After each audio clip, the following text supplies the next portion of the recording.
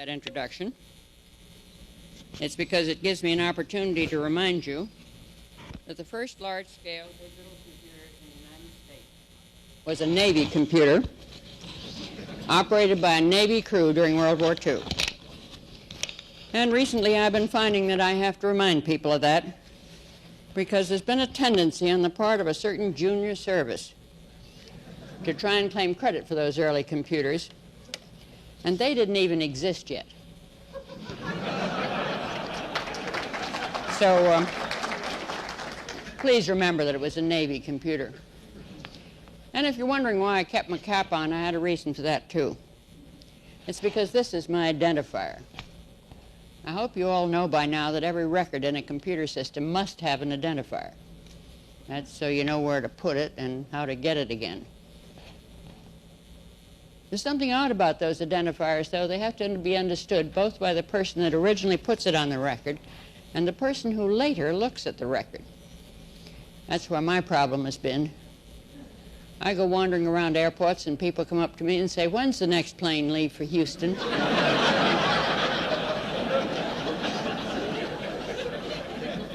I got totally demoted one night in San Francisco. I got off an elevator, and there was a couple in the elevator with me. As I got off, I heard the woman say to her husband, "What was that?" "No, you haven't heard the worst of it." He said, "That was a security guard." So then I went up to Canada to speak at the University of Guelph, and I had to go through immigration at the Toronto airport. So I handed my passport to the immigration officer, and he looked at it and looked at me and said, "What are you?" And I said, "United States Navy." He took a second real hard look at me, and then he said, "You must be the oldest one they've got." Now, I didn't really feel that was a polite way to welcome visitors to Canada. But the only put me down I could think of was to say, "No, Admiral Rickover is 6 years older." And I don't think he even knew who Admiral Rickover was.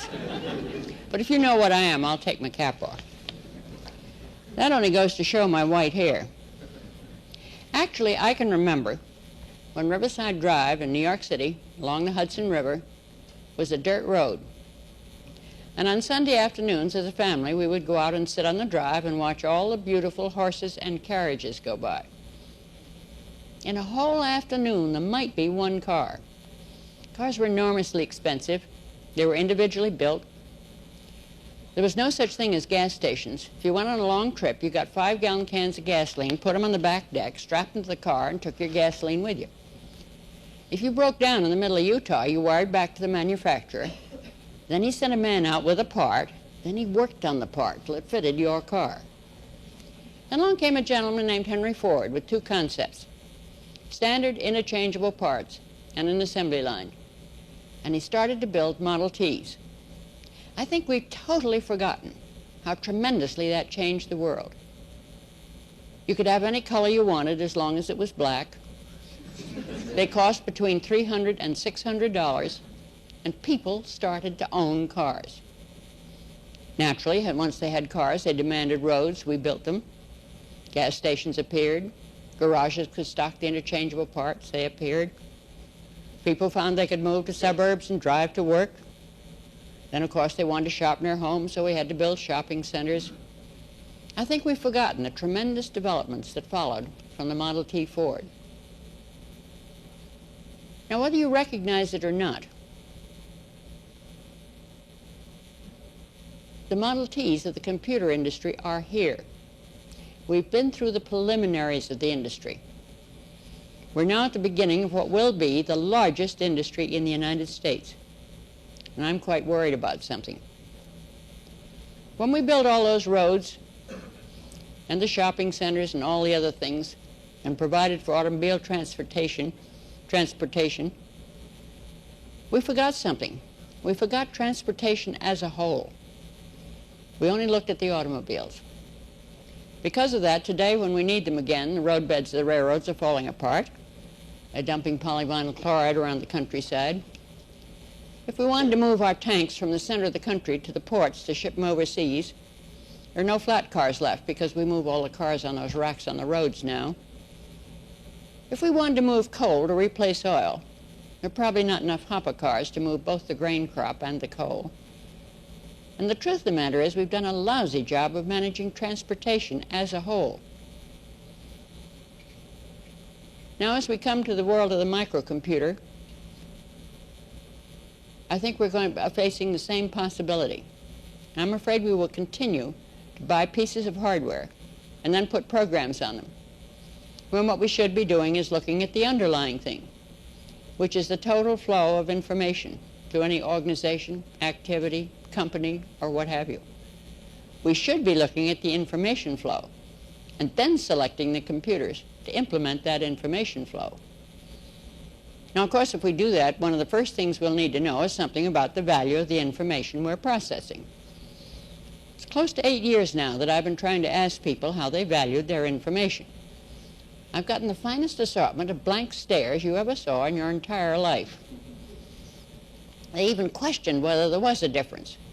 Naively, I thought I could find out how people were valuing their information if I could find out how priorities were assigned on the computer systems. Boy, did that go flat fast. I found out exactly how the priorities are assigned. Top priority goes to the senior squeaky wheel, not to the most valuable information. Some people even questioned that there was a difference in the value of information. I use as an example a chemical plant I know up in Michigan that's totally operated by computer. Information comes in from marketing, goes to the computer. It opens valves, pushes stuff through pipes, tells inventory what it's made. The people are paid by the computer. Nice computerized reports go up to the president's desk. Now let's suppose that two pieces of information enter that flow simultaneously from two different ports in the system. One comes from a valve out in the plant and says, if you don't open me, the plant's going to blow up. You have less than a minute in which to act, 100 lives at stake, $100 million chemical plant. At the same instant, in the other part of the system comes the fact that Joe did 2 hours of overtime. Which is the more valuable piece of information? And what are our criteria? I've mentioned 3 possible criteria. The time in which we have to act, the number of lives affected, the number of dollars affected. I think there's a 4th, the importance of that piece of information in making decisions. No work, no research has been done on the value of information. We've completely failed to look at it. And yet it's going to make a tremendous difference in how we run our computer systems of the future. Because if there are 2 things that are dead sure, I don't even have to call them predictions. One is that the amount of data and the amount of information will continue to increase, and it's more than linear. And the other is the demand for instant access to that information will increase, and those 2 are in conflict. We've got to know something about the value of the information being processed. Everybody wants their information online. If one department gets an online system, then all the other departments want an online system. In many cases, that's a matter of prestige, not of actual need. I played a very mean trick on one activity. I tucked a counter in every record. Every time the record was looked at, I added one. At the end of 6 months, I printed out everything which had not been looked at. One entire file fell out. Yet the owner of that data had insisted that his information must be online. It was a matter of prestige to have his information online, not that he really needed it there. One outfit has taken a second look at the data from that point of view. It's the Coast Guard. They had a file which contained the complete history of every buoy. And when a ship went out to maintain the buoys, they'd look in the file to see what had been done about the buoy over the last couple of years and whether any message had been left to look at something next time. Those records started years ago as a punch card, and they'd gotten longer and longer and longer and longer over the years. The whole system was slowing down, and yet they needed rapid access to it. So they took a second look at those records. And they said, hey, we don't need that whole record online. All we want online is the last couple of years. We don't need to know when we bought the buoy and how much it cost unless we're going in for a budget to get a new buoy. We can have that answer tomorrow or the next day. They chopped those records. The front end of it that they need for reference to go out and maintain the buoy is online. The rest of the record has gone back to batch, and you can have the answer tomorrow or the next day. Somewhat the same thing has been done by Tactical Air Command at Langley. They were carrying online for assignment on base the complete record and history of every person. The whole system was slowing down because the records were so long. So they took a second look at the records. And they said, hey, we don't need that whole record when we're assigning a man on base. All we need to know is the last couple of schools he's been to and the last couple of assignments he's had. We don't care where he went to high school. So they chopped the records. The immediate past history is online. The rest of it's going back to batch, and if he's going up for an award or a promotion or something, you can have that tomorrow or the next day. They've begun to look, at least, at the time value of the information. There's been no research in this area.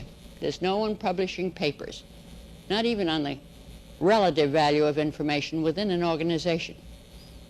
Nobody is looking at the value of information or comparative value of different pieces of information. And we've got to look at it because it's cluttering up our online systems. And we've got to know more about the value of information in order to design the systems of the future. I thought up a couple of curves. I have no numbers to put on them. The research hasn't been done yet. But at least I think I can talk about the shape of them. Suppose this is dollars, and this is time. And an event occurs here. Now, the value of the information about that event goes up quite sharply immediately after the event. But the further you get away from the event in time, the more the value of that information levels off. It goes up very sharply, then it levels off. Now, ultimately, it gets replaced by a new piece of information. Or we decide we don't need it online anymore, and we transfer it to historical files, microfilm, or something like that. Of course, in industry, they have to save it for the IRS. So the value curve probably looks something like that, a sharp rise, a leveling off, and then an eventual transfer to some form of historical file. What about the cost of that information? The cost of information is very, very low at the time of the event. But the further you get away from the event in time, the more the cost you pile up to store it, maintain it, and add any information to it. So the cost curve starts low, and then it goes zooming up. Now, there's a lovely crossover point there. That's the point at which keeping that information in our online system is costing us more than it's worth to us. But because we don't know where that point is, we have no way of getting stuff out of our online systems. And that depends on knowing something of the value and the cost of the information concerned. We've got a big job to do in investigating those areas. As a matter of fact, we don't even know the possible cost of having incorrect information in a system.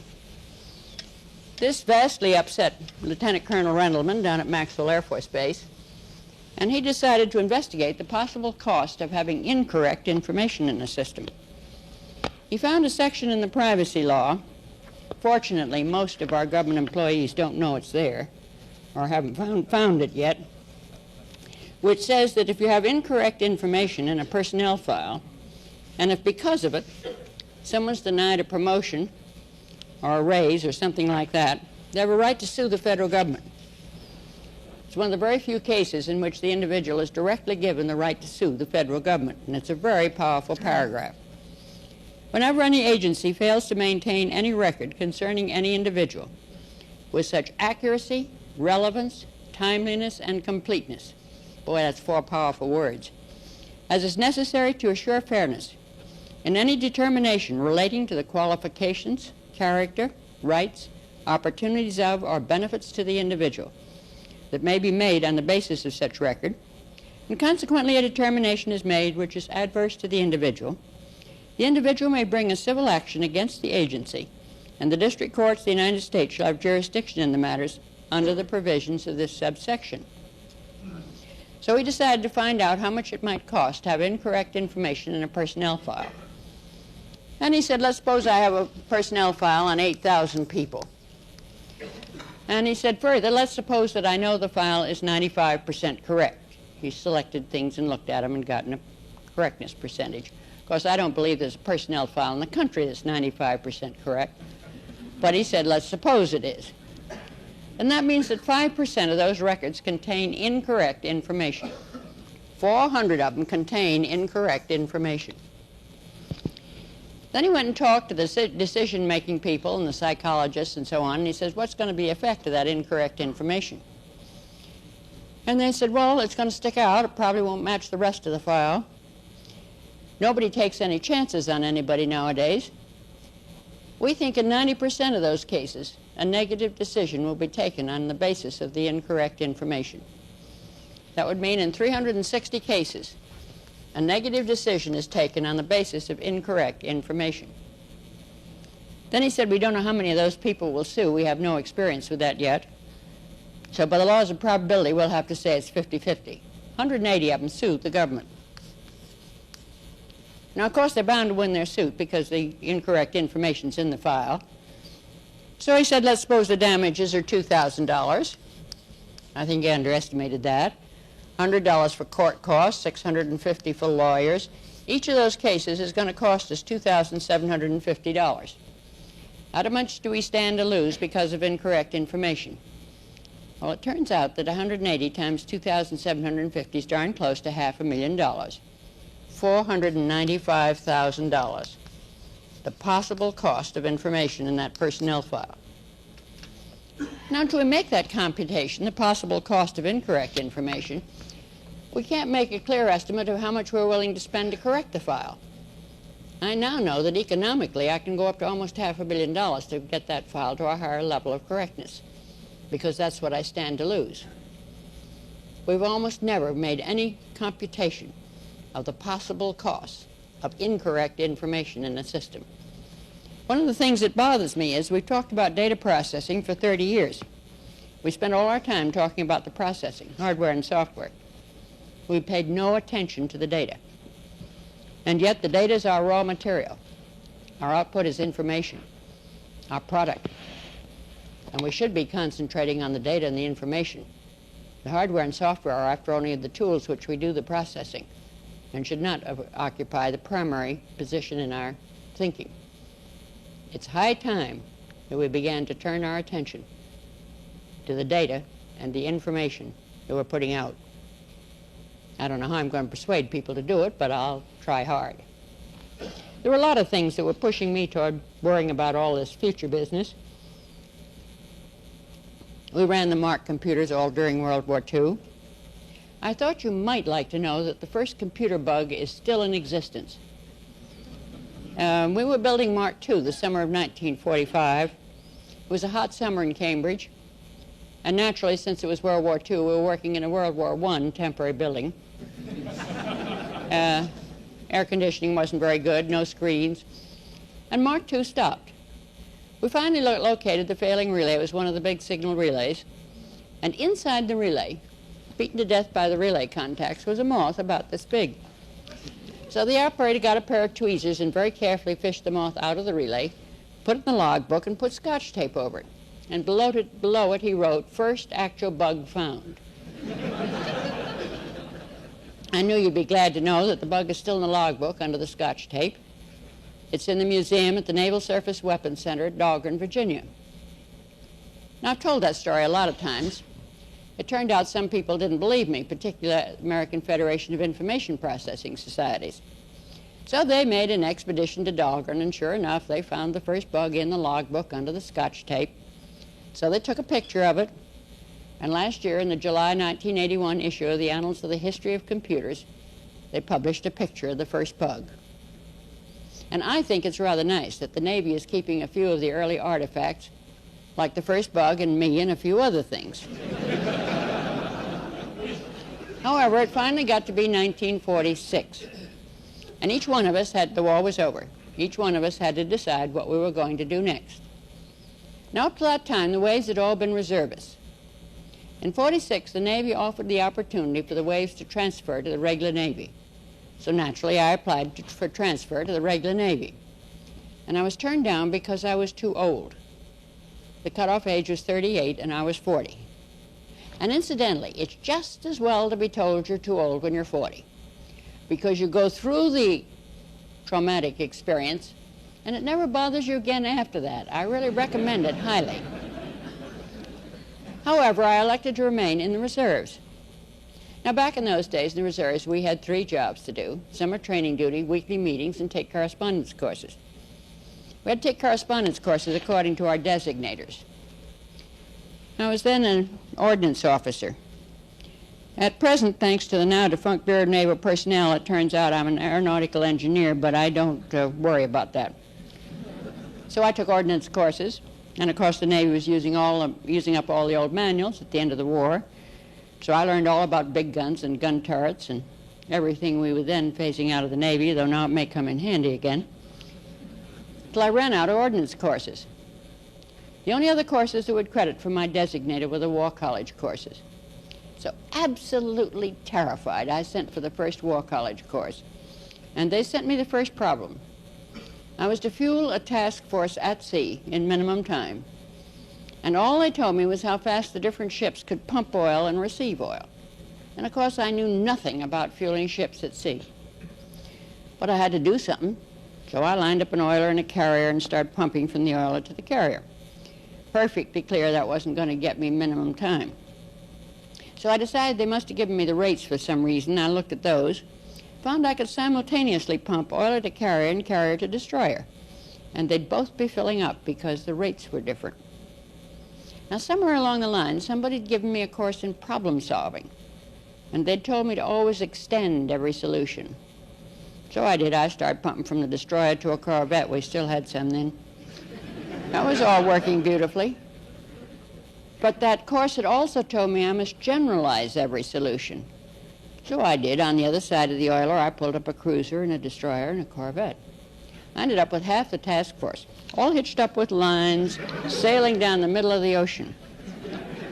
My problem was returned with a comment, an interesting solution. I decided that wasn't the way you fueled ships at sea.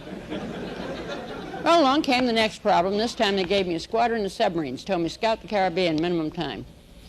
Well, I knew less about submarines than I did about oilers. So this time I called on my friendly computer to help me, and I used a random walk program for each of the submarines. You should have seen that map. I covered it in minimum time. It was beautiful. Only trouble was I had those submarines cutting across each other. They made U-turns, one did a little circle up here and came back.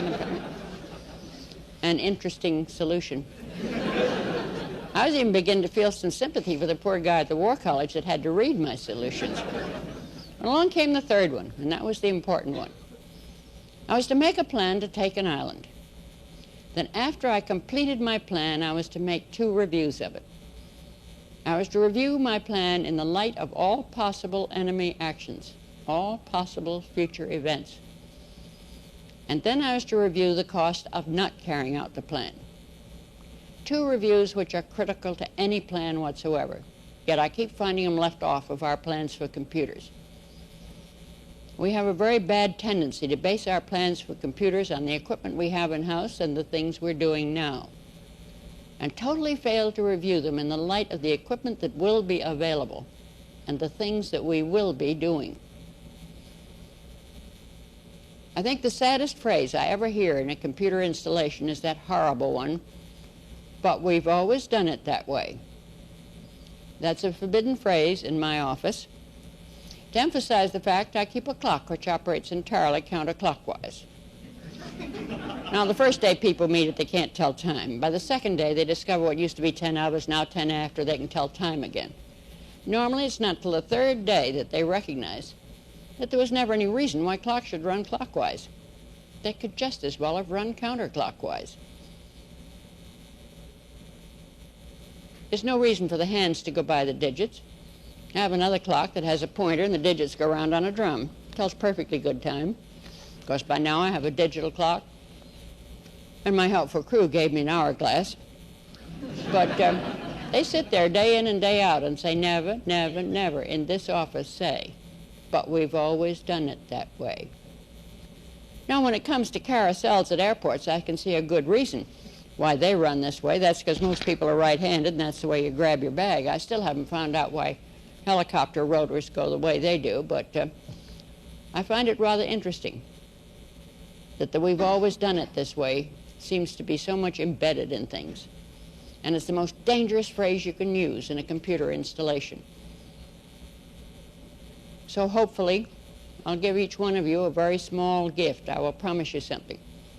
If during the next 12 months, any one of you says, "But we've always done it that way," I will instantly materialize beside you and I will haunt you for 24 hours and see if I can get you to think again. And I know it works. I've already had over 70 letters thanking me for haunting people. I'll be there. We've got to accept the new things that are ahead. One of the major difficulties is the difficulty of changing people's minds.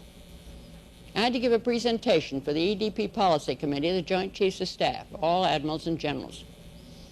I had to remind those gentlemen that they've had piles of big reports sitting on their desks that they'd had to read and absorb, big decisions they'd had to make. And they had not had time to keep up with the technology that was changing overnight. And therefore, they were going to have to learn to listen to their juniors. I'm telling all the youngsters, officer and enlisted, and civilian, never, never, never take the first no. There are a certain number of people in business, industry, government, who always say no the first time you suggest something new because they're lazy. And if they say yes, they're going to have to do something about it. But there's another group that are even more dangerous in a way, who always say no the first time you suggest something new or different because they want to see if you believe in it enough to come back and ask again.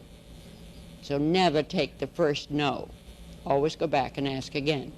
As a matter of fact, I take about 4 no's and then I figure out how to get around the guy, but that technique comes with age.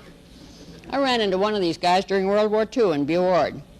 After about 2 or 3 suggestions, I noticed he always said no to things the first time. So the next time I went in to suggest something, I said, let's pretend this is the second time I'm presenting this. I said, you always say no the first time. And he looked at me with the funniest expression. I had him over the barrel from then on because I just go and say, this is the 4th time I'm requesting this. Let's just say yes now. So never, never, never take the first no on a new concept. It's terribly important that we listen to our youngsters. Some very interesting things are happening in the Navy. I know one case of a young lieutenant junior grade who went aboard a ship. The Navy thought it was too small to have a computer. He took his own computer aboard. He was an admin. Pretty soon he had all the ship's records in his computer. He was getting all the reports out on time, beautiful, accurate. Everything was just marvelous. When he was transferred, the captain had to buy his computer. I know another case where the commander of a squadron was told to take his squadron out to a carrier. He found that when he did, he would have to leave all his maintenance records in the Naval Air Rework Facility, the NARF. This didn't please him at all. He wanted the maintenance records of his planes with him. So he went out and bought himself an Apple. With the assistance of an ensign and a DP in the NARF, he borrowed, stole, liberated, copied his records from the NARF into his Apple, got a case for it, put it in the space behind his seat, which is supposed to take his suitcase, and flew off to the carrier with all of his maintenance records and a computer with which to keep them up to date. Every commander of every squadron should have that. Somebody said, are you supposed to do that? He said, I didn't ask. I long ago discovered, of course you don't all have the same advantage I have, but I long ago discovered that the best way to get something done was to do it. And if necessary, apologize. It's much easier to apologize.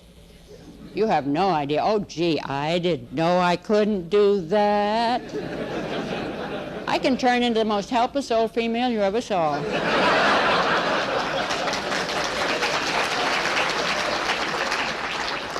We've got to listen to our youngsters. We've got to do the new things. And it isn't too hard to apologize, believe me. We had another case, a young electronic technician, first class, out in the Pacific Fleet, built a computer. The PR man of his ship thought this was terrific. So he took a picture of the sailor and his computer and put it in Navy Times. Admiral Cullen saw it. So he wrote a letter to the sailor and congratulated him. And he sent it direct through the mail instead of sending it through channels. So the sailor decided that if the admiral could write him direct, he could write the admiral direct. And he did. And he thanked the admiral for his letter. He pointed out he didn't know admirals read Navy Times, but he was glad they did. He then went on for 10 pages, both sides, single-spaced, and told the admiral exactly what was wrong with the computers in the Pacific Fleet and what ought to be done about it. It was probably the best survey we'd ever seen. Sir Admiral reached out his hand and said, ET-1 Slater, Pacific Fleet to Norfolk. He gave him 3 more ETs and some DPs, that's our programmers, and some money, told him to build the computer. In 4 months' time, out of off-the-shelf components, they built it. 3 small boxes, database management system and everything, just beautiful. They set them up as the Micro Evaluation Group. It's under the Naval Regional Data Center, Norfolk. They've run every micro in the country and run most of the software. They know exactly what's available and what you can do with it. Anybody in the Navy thinking of getting microcomputers can consult with them, and they'll give them real good, solid help, writing the RFP or acquiring the computer that they need for that job. 3.5, 4 months ago, I've forgotten just when, they put on a seminar on microcomputers. They didn't think they'd really get very many people. They hoped for 100 people. They had to cut it off when they got 300. They got a hall in one of the local Norfolk buildings. They had booths. They leaned on all the micro manufacturers, each to bring in their micro. And they had every one of those micros, I think there were 27 or something like that of them, every one of those micros running an actual Navy problem. So when the Navy came in, they could see the micros doing their kind of problem. They've got some marvelous speakers. Probably one of the most successful seminars on micros I've ever seen, all put on by those young enlisted men. In fact, Slater, who's now chief, has recently written an excellent paper, Everything You Ever Wanted to Know About Microcomputers But Didn't Know Who to Ask. It's top-notch. You can get a copy from Nardac, Norfolk. Excellent job. All the questions you should ask when acquiring a micro and why the different answers apply to different things. It's top-notch for an individual who wants to get a microcomputer or for a small installation, like our small naval bases and so on that want to get a microcomputer. It's a beautiful job. Contributed a tremendous amount to the Navy. We've got to learn to listen to those young men. They're bright as they can be, and they really know that equipment. And it's true of our young officers and our young enlisted men. We've got to learn to listen to them, because the uppermost people have been much too busy managing things to keep up with the technical developments. There's something else that was driving me toward the future and worrying about the future. When I met Mark I back in 1944, Mark I was 51 feet long, 8 feet high, 8 feet deep. She was in a magnificent glass case designed by Norman Belgettis. And what's more, she had 72 whole words of storage. Each word consisted of 23 decimal digits and an algebraic sign. And, in addition, she could do 3 additions every single second. 3 times every second she could get 2 quantities from memory, add them together, and put the answer back. That sounds pitiful to you today, but if you go back and look at the newspapers and magazines of that period, you'll find that Mark I was the most remarkable tool that man had ever built, because she was the first tool that assisted the power of his brain instead of the strength of his arm, the very first one. She did an addition in 333 milliseconds, 3 additions per second, 333 thousandths of a second. We didn't stop there. There were a lot more computers built during the rest of the war, most of them under contract to the Department of Defense at various universities. Not till 1951 did we have the first commercial electronic computer, and that was old UNIVAC 1. And a year ago at the National Computer Conference, they celebrated their 30th birthday. She even got a birthday cake. And UNIVAC 1 could do an addition in 282 microseconds, 282 millionths of a second, and we were going 1,000 times faster. We didn't stop there. By 1964, out came the first of the CDC 6400s, and it did an addition in 300 nanoseconds, 300 billionths of a second, and we were again going 1,000 times faster. Now, if you're nut about the future, as I am, naturally you have to try and write the next line, see what it looks like. 19 question mark. Will we need an XYZ system that adds in 300 picoseconds, 300 trillionths of a second for a complete addition? Storage to adder, add them together and put the answer back? Another 1,000 times faster? The answer is we need it right now. There are a couple of problems for which we need it very badly. The population of the world is increasing. That means we have to increase food supplies. The biggest assist we could give to increasing food supplies would be better long-term weather forecasts. You may remember a couple of years back they planted corn out in Iowa, Before it was fully rooted, heavy rains came, washed it all out. They had to wait for a second shipment of seed and fertilizer and plant again. It was too late. The early frost got it. If they'd known the rains were coming, they could have delayed the first planting and would have had that crop. Yet we do not today have a computer which will run a full-scale model of the big heat engine which consists of the atmosphere and the oceans. We haven't even tested all of our models. Now that didn't matter till a few years ago. We didn't have the data to feed into those models. The Navy was dropping radio-equipped buoys in the rivers of the oceans to get more information. We were putting sensors on commercial airliners, recorded on tape and took them off when they landed. But now we have the satellite photographs. Those satellite photographs, the Landsat photographs, are so darn good that when they're fully enhanced by computer, we can actually tell how high the waves are out in the middle of the Pacific. We can tell what the temperature of the ocean is 20 feet below the surface. Of course, there's a catch. To fully enhance a satellite photograph takes 10 to the 15th power arithmetic operations. It's close to 3 days on our best computers, and the weather's already happened. Yet we desperately need that information. There's another area in which we're going to need computers. The news magazines, it's one of the, every so often they turn it up. I think the Corps of Engineers worries about it, but nobody seems to really point at it very hard. That's the question of management of water. My sister lives in northern New Jersey. A year ago spring, they were limited to 50 gallons of water apiece a day. And they came around and looked at the water meters, and if anybody used more than that, they fined them. Down in Norfolk, they began to run short of water. Now, Norfolk, city of Norfolk draws its water from wells. So they decided they'd better drill a couple more wells.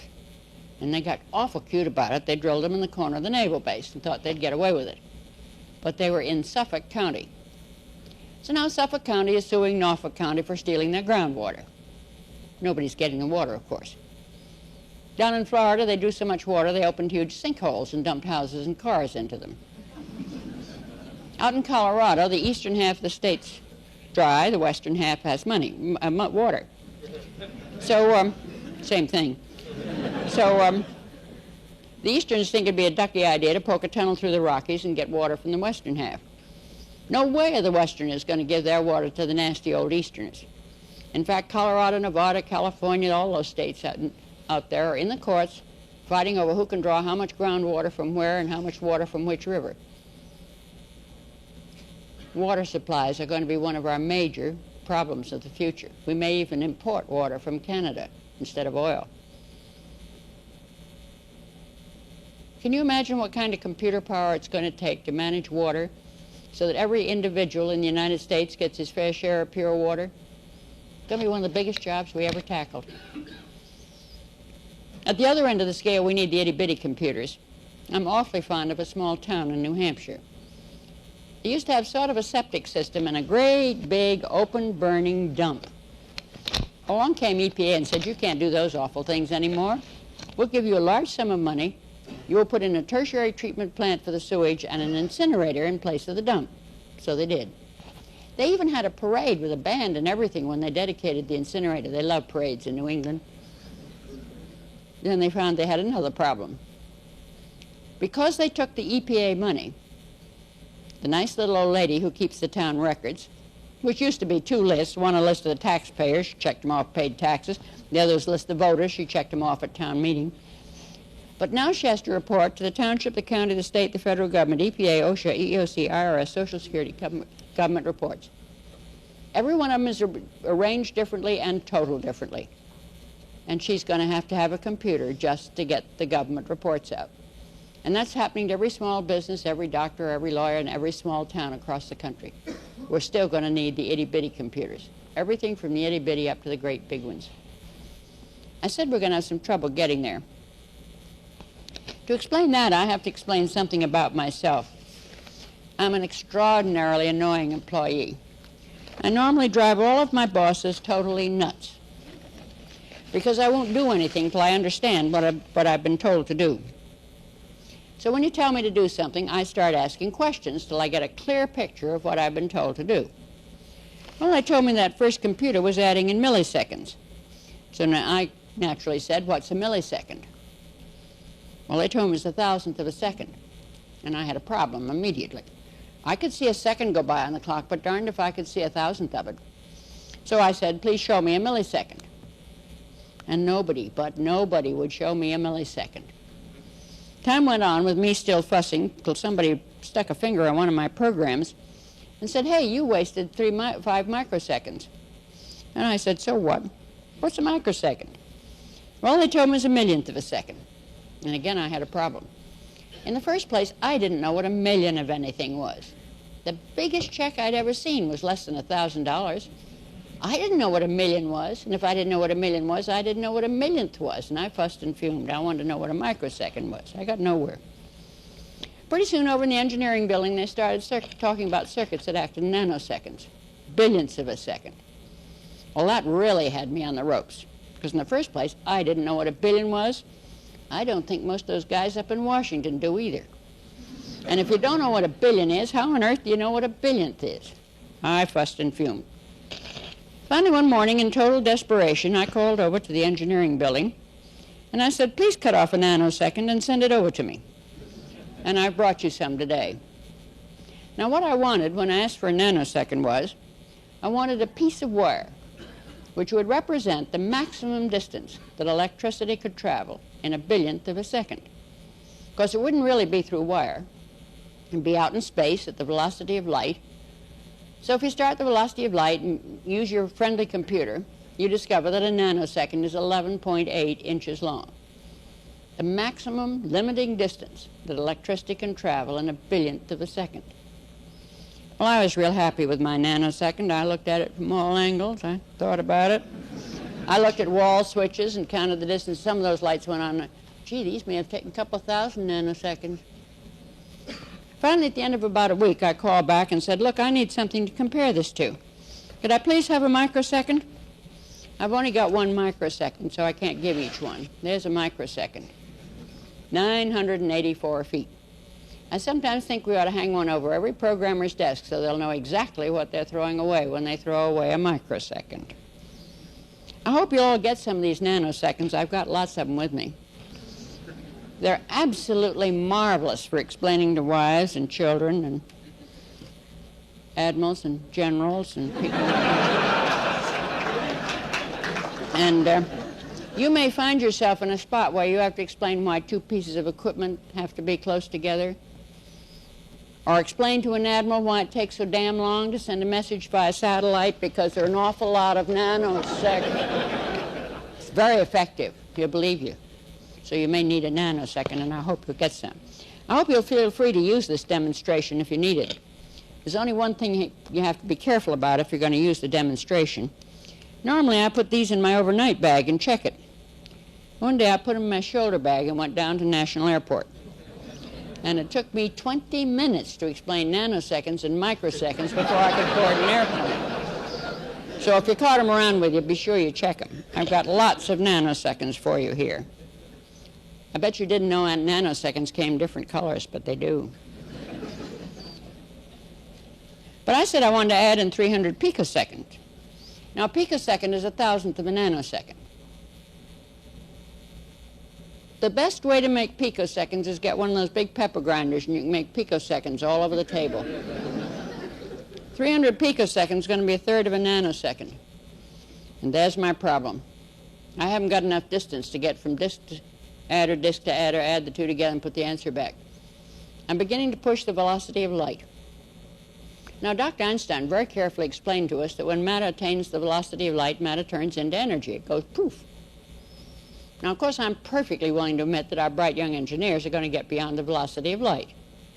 They're going over into that anti-universe where they have white holes and talk to all the quarks and leptons and gluons and everybody else. But not in the next 5 years. And I need that computer before then. So what am I going to do? Well, I could use my common sense. Except that seems to be the last thing we ever use in connection with computers. Well, if I won't use common sense, maybe I can use history. Back in 1976, we got well accustomed to looking at early history. Let's try that. Now, back in the early days of this country, when they moved heavy objects around, they didn't have any Caterpillar tractors. They didn't have any big cranes. They used oxen. And when they got a great big log on the ground and one ox couldn't budge the darn thing, they did not try to grow a bigger ox. They used 2 oxen. And I think they're trying to tell us something. When we need greater computer power, the answer is not get a bigger computer, it's get another computer, which of course is what common sense would have told us to begin with. Incidentally, common sense is a legitimate scientific technique. The mathematician Polya, who worked at Princeton, he's the man who wrote the 2-volume text on techniques of problem solving. He also wrote a nice little anchor paperback, How to Solve It. And one entire chapter is devoted to the use of common sense in solving problems. Yet we sometimes forget to use it. So the answer is that to get the computer power we're going to need, we're going to have to build systems of computers. Of course, the first answer anybody will give you to that is that'll cost too much, but it won't anymore. The cheapest complete computer you can buy today is probably the old Intel 8021, the first of the 4-bit computers on a chip. 64 words of data storage, 1,000 words of program storage. Those are down to 13 cents a piece if you buy 100 of them. There's nothing to stop us from building systems of computers. Of course, I walked into one difficulty the minute I proposed the idea. I decided that if I was going to have systems of computers, I'd need 3-dimensional flowcharts. So I got some plastic plates, and I could draw charts on each one and pile them up, looked like 3-dimensional chess. When I connected between the plates, I used little pieces of string and Scotch tape, but they fell off. Finally, I remembered Tinker Toy and got a nice Tinker Toy set, and it had square things and round things and sticks to put them together, and I started building 3-dimensional flowcharts. But I ran out of pieces, so I wrote out a requisition for 2 large Tinker Toy sets. 2 days later, here's the boss. Well, Grace, what are we doing now? I have a better suggestion for you today. Get some of those sets the chemists use to show you molecules. Red balls can be computers, blue balls can be databases, yellow balls database managers, green balls switches, and you can build a model of a system of computers and how they communicate and which ones are connected to which others. And you're going to have to get out of the plane of the paper. You can't draw them on flat paper anymore. They've got to be in 3 dimensions. And you're going to have to explain to people what these systems of computers are doing. And I think the best solution is get one of those chemistry sets if you can. Of course, you may have to explain why you're ordering one, but at least I've warned you what happens when you ask for such things out of the thin air.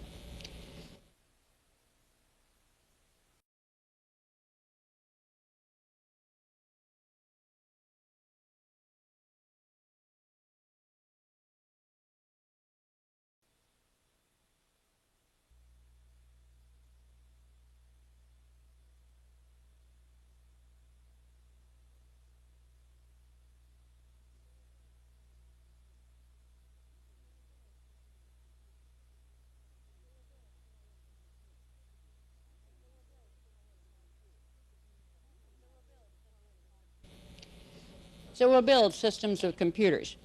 Truth of the matter is it's already happening. I have one chip here. The chip is made by Hughes. The system's being built by Goodyear Aerospace for NASA.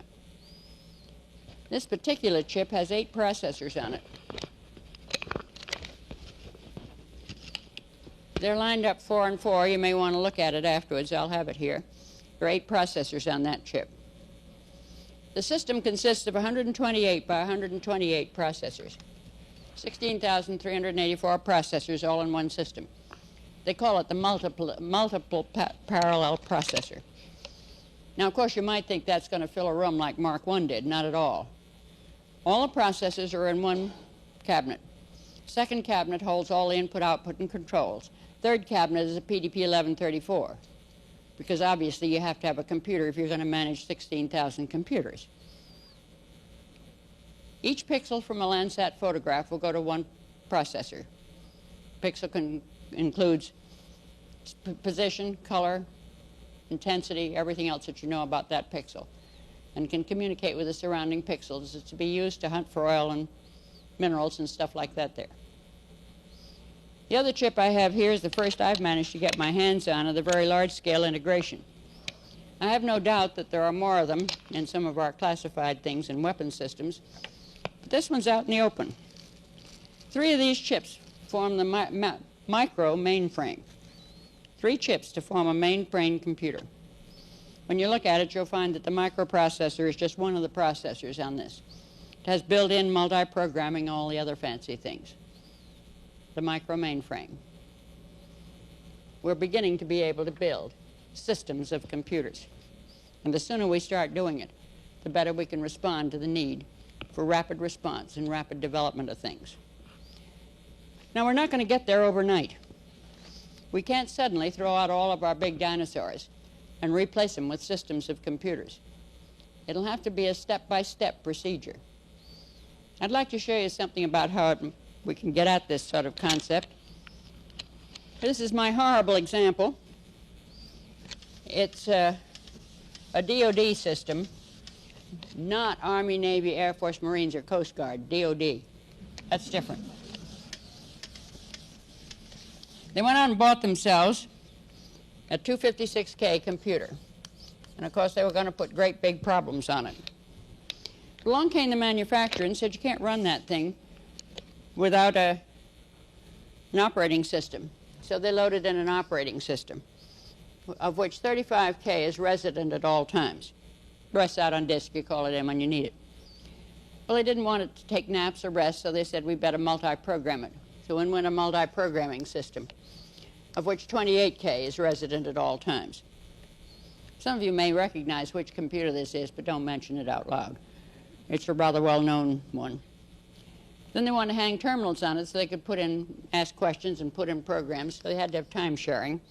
35K plus 2K for each of 6 terminals, for a total of 47K for time sharing. Then they wanted communications. They wanted to talk telephone lines, so that was 10K, not too bad. Then they had to have security. So far, we are doing very, very badly on the score of security. We're doing a very poor job, not only in government, but in industry, at protecting valuable information and protecting against fraud and theft. I think mostly people forget how many reasons there are for security. First, of course, is national security, but we'll leave that to you and the Department of Defense. There's company security, company confidential information that has to be protected. Do you realize there have already been cases where companies have listened to each other's microwave when they were bidding competitively on projects? That's not only not very nice, it's illegal. Then there's the question of personal security, personal information. You realize there have already been cases where people accessed personal information and used it to blackmail people? That is also illegal. And then there's fraud and theft. And regrettably, it's increasing. I lecture in the white collar and computer crime course down at the FBI Academy. I asked them if they had a message they wanted me to give people, and I've been spreading it all around the country. They said, please tell people if their system is broken, let us know. We've got to know what's happening. They showed me the case. A man in a bank, an officer of a bank, stole a large amount of money using the computer. He was discovered and he was fired. But the bank didn't want the stockholders and depositors to know they'd lost all that money, so they covered it up. So he threatened to go to the newspapers unless they gave him a letter of recommendation. And they did. He went to a second bank. He stole a large amount of money. It was discovered, he was fired, and he blackmailed him for a letter of recommendation. It wasn't until he got to the third bank that it was reported to the FBI, as it should have been in the very beginning. The failure to report was very, very costly. They also showed me another case. We haven't been telling our youngsters that it is not funny to use other people's computer time and to erase other people's data. A youngster out in Kansas City broke the network of a software house that was providing services to other companies. He got tired of playing with it, so he sent a message through the network to the managers of the network. And he said, I have all of your access codes, and he listed them. I have all of your personal ID codes, and he listed them and who they belong to. Then he said, I'll tell you how I did it, and I'll promise never to do it again if you'll give me a red Chevette equipped with a radio telephone and please fill it with gasoline. The FBI got him. Then there was the case, it was in the Washington, New York papers, Canada Cement Lafarge found that someone was not only using their computer but wiping out their data. So they called in the Royal Canadian Mounted Police and Bell of Canada, and the calls were traced to the border. They called in the FBI and Mother Bell, and the calls were traced to the Dalton School in New York City. The offenders turned out to be 4 12-year-old boys, now known as the Dalton Gang. So I said to the FBI, well, what are you going to do with all these youngsters? And they muttered about juvenile delinquents. I said, oh, don't do that. Make them work for us. They might be able to make the worldwide military command and control system work.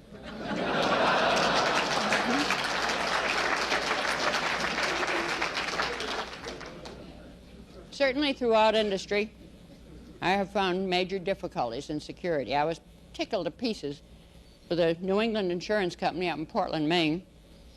They looked at their data, and they said, hey, we've got 2 databases here, not one big one. All of this information deals with our policyholders. This information deals with how we run our company. We need 2 database machines, which have different classifications, so to speak. People are beginning to look at the data and how you're going to protect it. But so far, well, this system has been broken about every 2 weeks or so, so the security is still growing, 17K for security. Then we're all lemmings in this business. If anybody has something, we all have to have it. So, of course, they had to have a database management system. In went a database management system, 23K.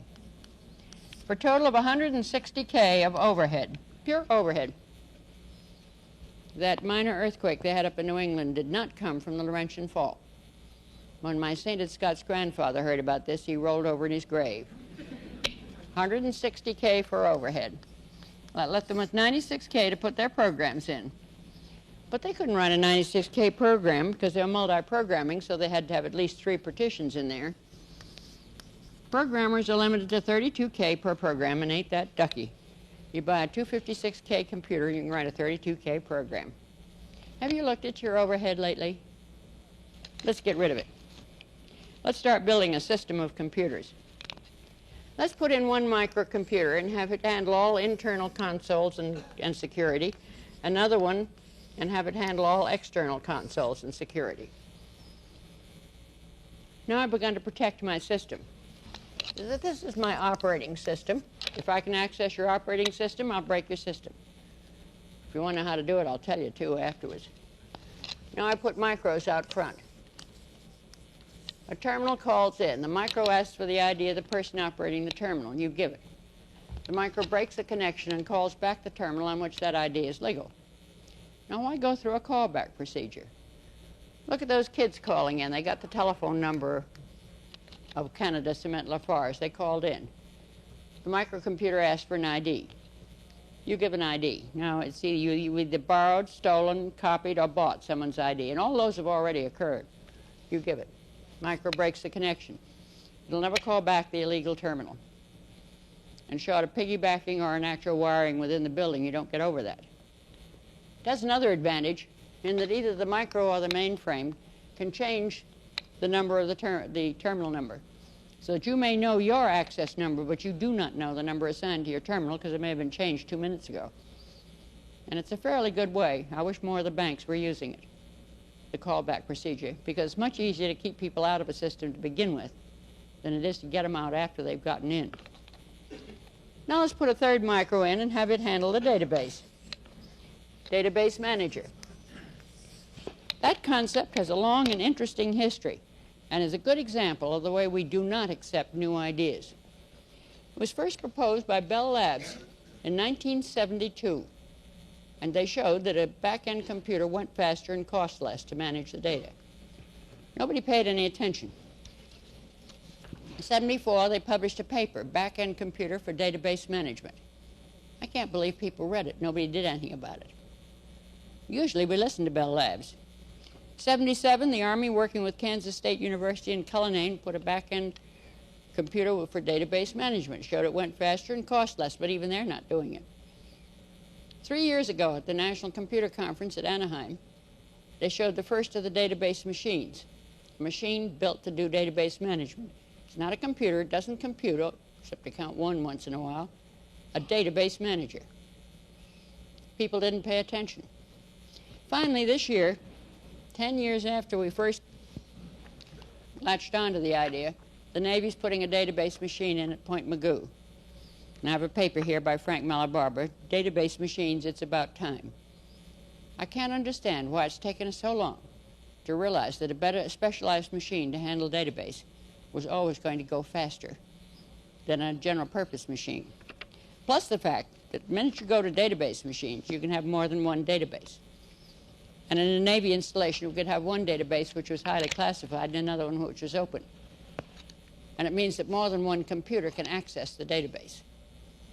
So the concept of database machine is very much at the heart of building the systems of computers of the future and the concept of multiple databases. And that was why I was so happy with that New England insurance company that recognized that right in front of them there was clearly two separate databases, one for the insured and one for their own company. And if we look at our data, we'll find in most cases that it does break down pretty clearly. After all, there was never any reason why we put inventory and payroll on the same computer. The only reason we did was because we only had one computer. Now we've got to overcome that concept and realize those can be on separate computers. And of course, the minute we get to systems of computers, we don't go down anymore, which is another important point. Now I can put 3 more computers in here, 4, 5, and 6, to run those 3 problems that I wanted to run. They'll run in parallel instead of sequentially under multi-programming. And today they can be 64K micro instead of 32K. Next week, of course, they'll be 256K or something. I can put another micro in so they can all talk to each other. It'll cost me less than 1/3 what the big system did. So the sooner I move to systems of computers, the faster I'm going to go, the better security I'll have, and the less it'll cost me. All good reasons for moving toward systems of computers. But it won't happen overnight. Only recently have we persuaded our admiral to send out the order to all of the Nordacs. Identify the first system you're going to pull off and put on a separate computer. Maybe by the time our big mainframes are about to pass out, we will have begun to get our things into a system of computers. It means looking ahead. It means planning ahead. And it's going to take us the next 5 to 10 years to get there. And it's awfully hard to get somebody to do it on their watch when the payoff will not come this year. But we've got to begin to look ahead and plan for the systems of computers of the future. And I hope at least one of you will get a set of those nice gadgets they use in chemistry and start constructing a system of computers. And you can even have different kinds of bonds between them, one of which you know is classified, the other's not, and so on and so forth. I think you'll have lots of fun starting to design the systems of computers of the future. Well, so far I've talked only about data and hardware. We've got to do something about software. One of the big cries today is that software costs too much and you can't maintain it. A combination of a proof by Dr. Haney and my crew, we developed a technique which has paid off in a rather big way, particularly from the point of view of maintaining a system. Now, Dr. Haney proved something rather interesting. You may want to repeat it to your programmers. It's very good for them. Programmers tend to believe something that's mathematical. So if you can get a mathematical proof, they're much more apt to believe it than all the orders in creation. Dr. Haney said, suppose I have a piece of a program and I make a change in it. Do I have enough programmers here to know what happens when you do that? You probably have to make another change. The darn things ripple. All right, he said, let P be the probability that if I make a change, it causes another change. Then he said, I'd like to know, on the average, how many changes do I have to make as a result of that first change? Well, that's the expected value. The statisticians have told us how to compute it. E is the first change, plus the second change times the probability that I have to make it, P. But sometimes the second change causes a third change, P squared. Sometimes a third causes a fourth, P cubed. It's the infinite series. But probability is always 1 or less. So the mathematicians have told me that in that case, the sum of that series is 1 over 1 minus P. So if I have some real good applications programmers, if the chances if they make a change is going to be 1 in 10 that they'll have to make another change, this becomes 1 over 1 minus a tenth, 1 over 9 tenths, 1.111111, which looks like something I can live with. But I practically never have a system which consists of only one module. So now let's have another module. And now I'll behave like a normal mathematician. This is the ith module, and this is the jth module. And now Pij is the probability that if we make a change in the ith module, it'll cause a change in the jth module. I change something in the selector, it upsets the I.O. Now I'd like to know how many changes do I expect to make as a result of that first change? Now, incidentally, we've run into that more than once. I've known cases where they made one change, it caused 30 changes, that caused about 500 changes, and at that point they decided they better throw it away and start over again. In this case, Dr. Haney's proof shows that in this case, the expected value turns out to be 1 over 1 minus NP, where P is the probability that a change in one module will cause a change in another one, and N's the number of modules. Now let N, suppose I have 100 modules in this system. It's an operating system or a database management system or a great big application. And now I have systems programmers, who are much better, of course, than applications programmers. So now the probability that they make a change it's going to cause another change is 1 in 100. How many changes will I expect to make as a result of that first change? This should be a minus sign, I'm sorry. 1 over 1 minus 100 times 100th is 1, which is 1 over 0, which is infinity, and the system will not stabilize. We've been awful close to that point. You can probably all remember cases where we changed something in the I.O. and a week later the whole system blew up and you didn't know where it started from. Is there an answer to it? And the answer is yes, there is. That is to make all of the Pij's 0. Well, what's that mean? It means you write the system in independent modules. Modules such they have one entrance point and one exit point. And no module ever accesses the interior of any other module. Never touches it. And the way you exchange data between the modules is through a series of interfaces. This module puts something down, another module picks it up. I asked my crew to build me a COBOL compiler for the 8K ruggedized Nova. Of course, everybody knew you couldn't do that, but they did. I asked them to build it entirely in independent modules, and they developed a technique which I found extremely useful, and so did they. They had a microcomputer. They kept all of the modules on the microcomputer as a file. So anytime anybody wanted to look at one of the independent modules, he could call it up and look at it. They also kept a file of the interfaces. By the number of the interface, the contents of the interface, and who was in charge of the interface, followed by a list of the other modules and who was in charge of it. So if anybody wanted to change an interface, he could immediately find out who he had to check with before he could change that interface. And they didn't have that awful case if you change something over here and it blows up over here next week. They had the modules themselves and the interfaces completely under control. They were in the microcomputer, and at any given moment, any one of them could look at them. And one second class petty officer, 2 third class, and 1 seaman in 4 months' time built a COBOL compiler. That's normally 2 years. They did a magnificent job. And part of it, I think, was the fact that they had the file of the modules and the interfaces to work with. Also, when they were transferred and a new group came in, the documentation was complete for them to add to it, to change it, because any module could be pulled out without affecting any other module. All you had to check were those interfaces. And there was a complete record of those interfaces. So maybe there's something we can think about toward easier building of systems of software and of managing not only the software development itself, but also the maintenance. Well, it finally got to be 1966, and I got a letter from the Chief of Naval Personnel. And the first paragraph said, "You have completed 23 years in the reserves, which is more than 20. And I knew that. The second paragraph was also aimed right at me. It said, "You have attained age 60. And I knew that, too. The third paragraph said, "Here are the blanks. Please apply for retirement." So I did. And I was officially placed on the Naval Reserve retired list with the rank of commander on the 31st of December, 1966, the saddest day of my life. I left out one thing. Going back to that course I had from the War College, The second review I was to make review the cost of not doing something. Now, we did that for all the islands. We looked at the cost in men and material of taking an island. Then we looked at the consequences of bypassing the island. And some we took, like Saipan and Tinian. Others we bypassed, like Truk. That study was always made. What is the cost of not doing this?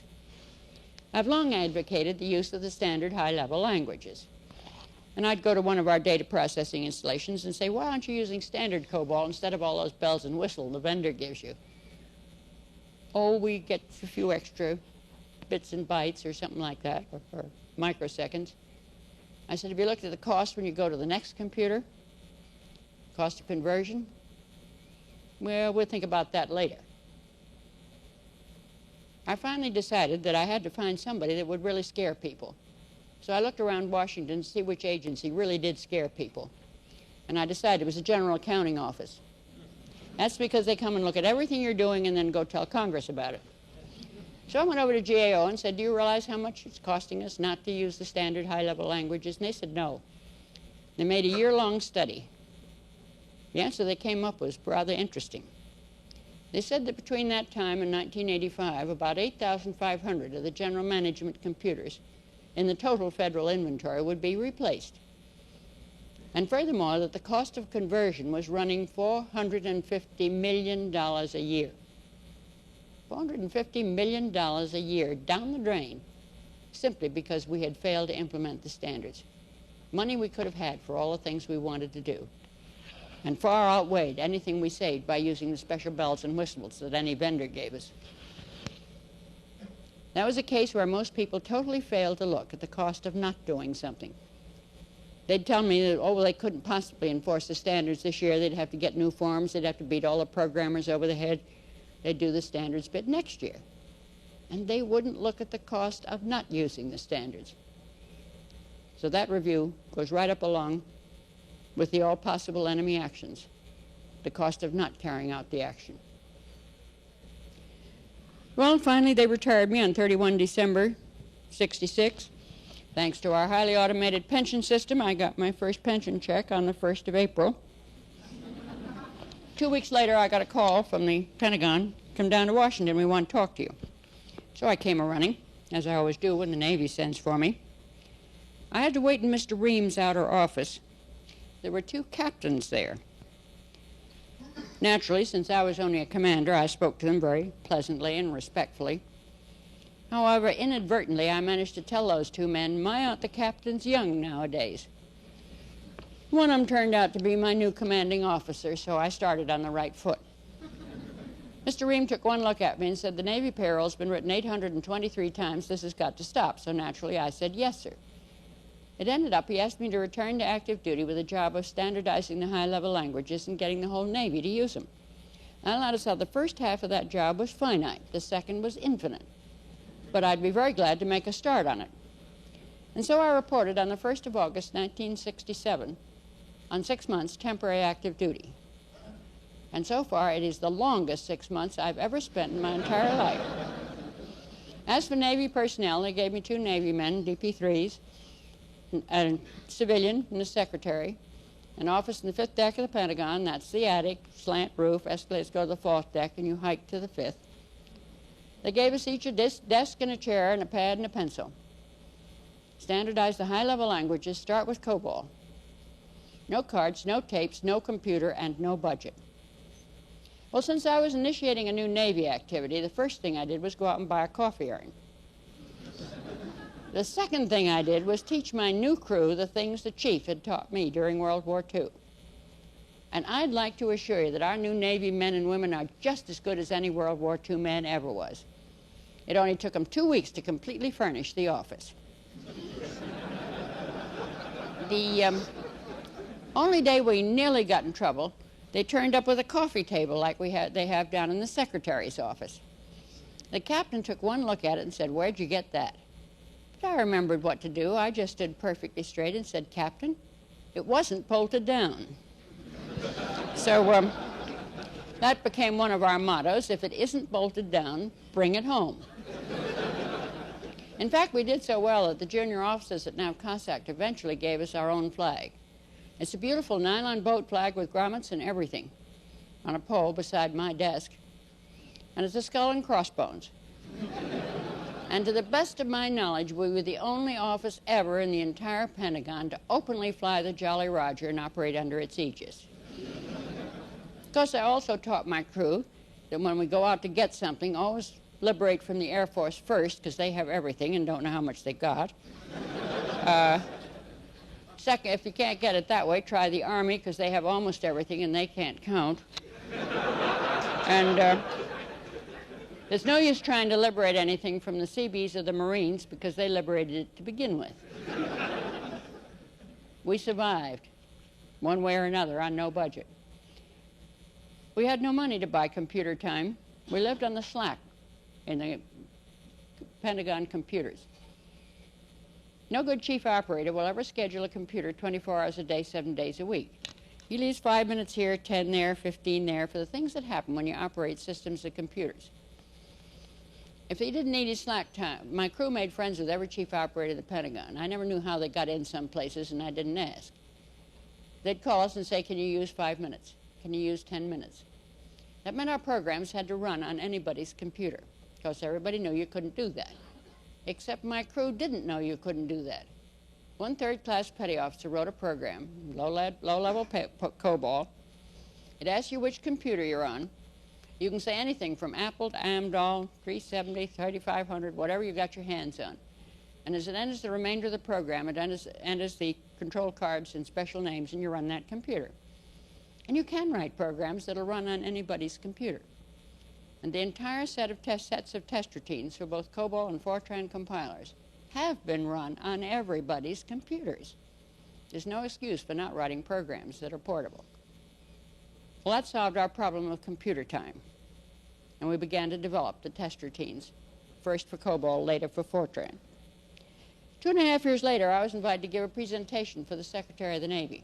It was going to be the Secretary of the Navy, Assistant Secretary, Chief of Naval Operations, Chief of Naval Materiel, all the Vice Admirals. Oh, they rehearsed me for 2 weeks ahead of time. I went through one dry run after another till I was letter perfect. We finally got to the great morning, and I was walking down the corridor beside the executive corridor beside the captain. He looks down at me and says, first time a woman ever gave a presentation in that room. That was so I'd feel more at ease, more comfortable. He let me get about 10 feet further, and he says, first time anybody below the rank of captain ever gave a presentation in that room. He had me in good shape when I got there. So the first thing I did was break from the speech and tell the secretary it was just as well we hadn't had a budget. Because if we had had one, I'd still be filling out the papers to get our first hour of computer time. But I managed to get through to the end, and he was a charming gentleman. He thanked me, he congratulated me, and then he said, is there anything we can do to help you?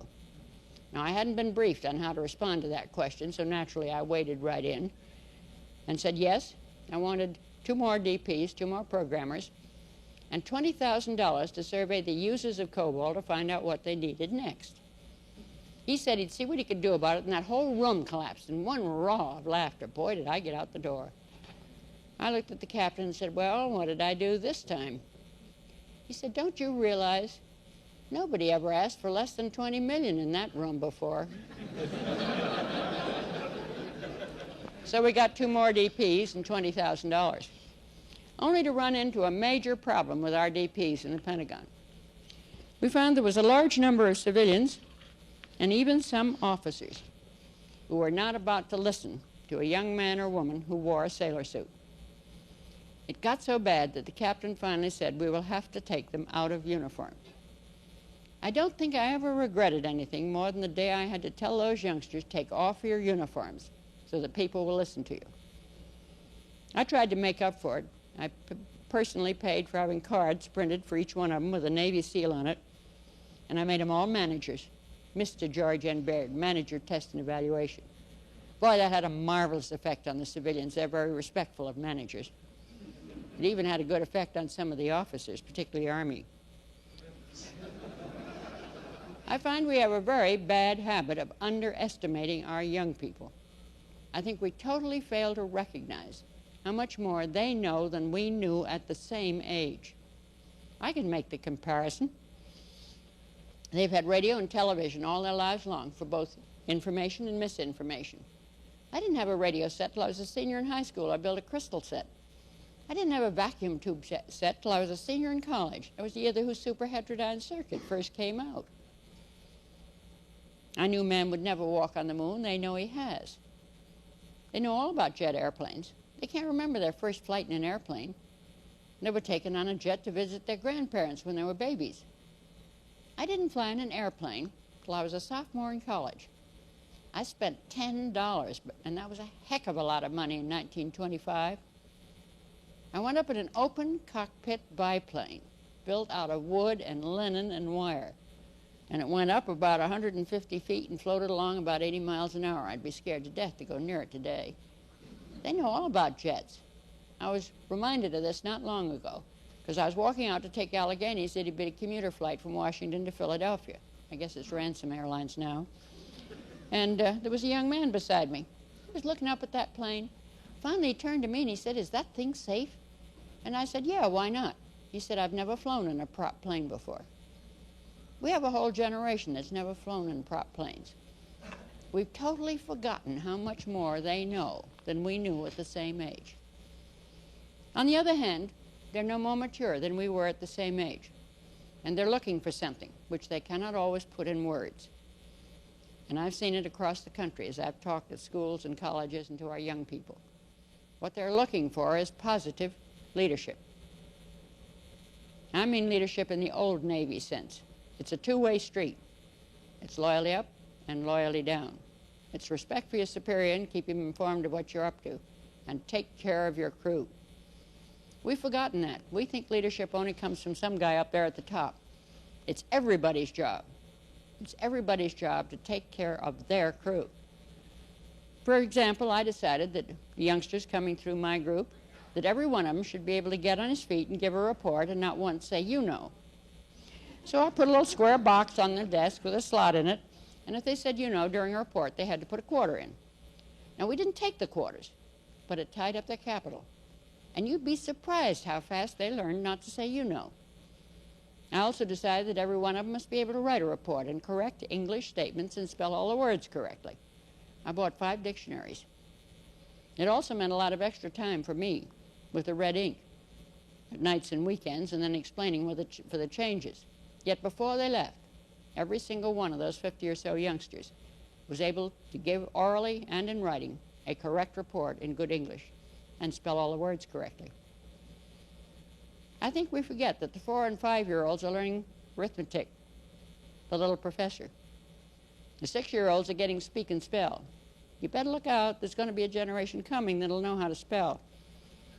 The 7-year-olds, of course, are learning basic, running the computers. I know one man that bought a computer and took it home. His son is teaching him basic. His son's 7.